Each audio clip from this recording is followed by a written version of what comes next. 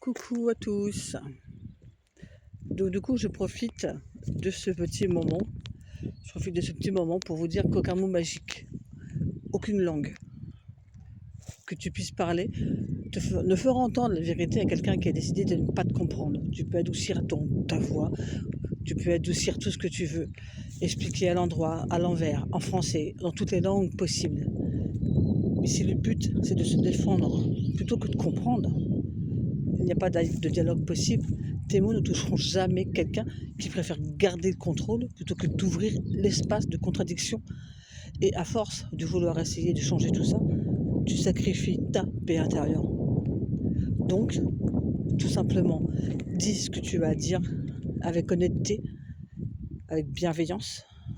Et si malgré tout ça, cette porte ne s'ouvre pas, je pense qu'il est temps de faire la paix avec le fait d'être parfois mal compris, avec le fait que l'autre n'est jamais vraiment là pour entendre. Ne pas rester dans une relation qui nous épuise, qui nous fatigue. Voilà.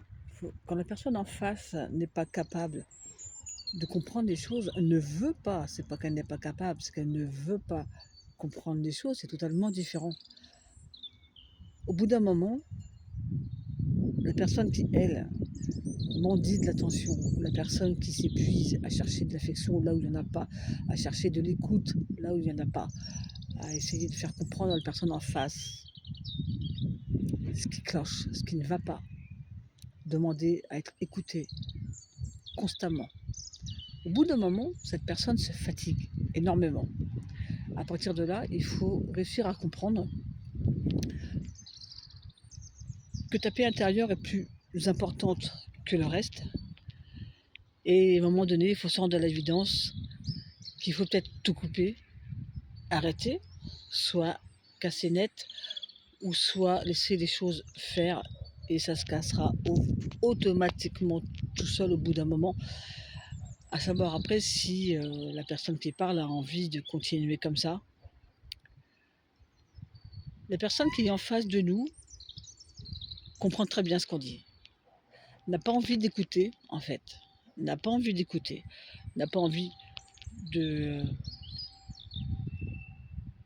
d'admettre, on va dire ça comme ça, d'admettre que soit elle a tort, soit qu'elle se rend compte pertinemment que les choses qu'elle fait ne sont pas cool. Au-delà de ça, l'important, c'est le fait d'être écouté. Je ne dis pas entendu, je dis écouter, vraiment écouter. Et ça, il y a très peu de personnes qui sont capables de le faire. Et les personnes qui recherchent cette écoute, qui a envie de se confier, qui a envie d'avancer, qui a envie que les choses bougent, se fatiguent. Et comme je disais tout à l'heure, à un moment donné, il faut se rendre à l'évidence que si les personnes en face n'ont pas envie, et je dis bien envie, d'entendre, à un moment donné, il faut se rendre vraiment à l'évidence qu'il faut partir. Il faut tout laisser, malheureusement, recommencer encore une fois à zéro. Mais quel est le plus important? Ta paix intérieure ou le fait d'avoir quelqu'un à côté de toi, mais qui n'écoute pas, qui ne fait pas d'effort, qui ne fait rien, mais qui arrive à te reprocher ton comportement.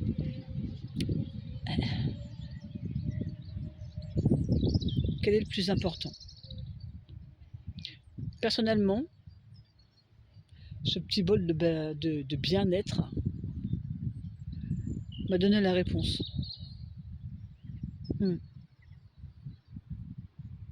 À vous de me donner la vôtre. À bientôt et surtout,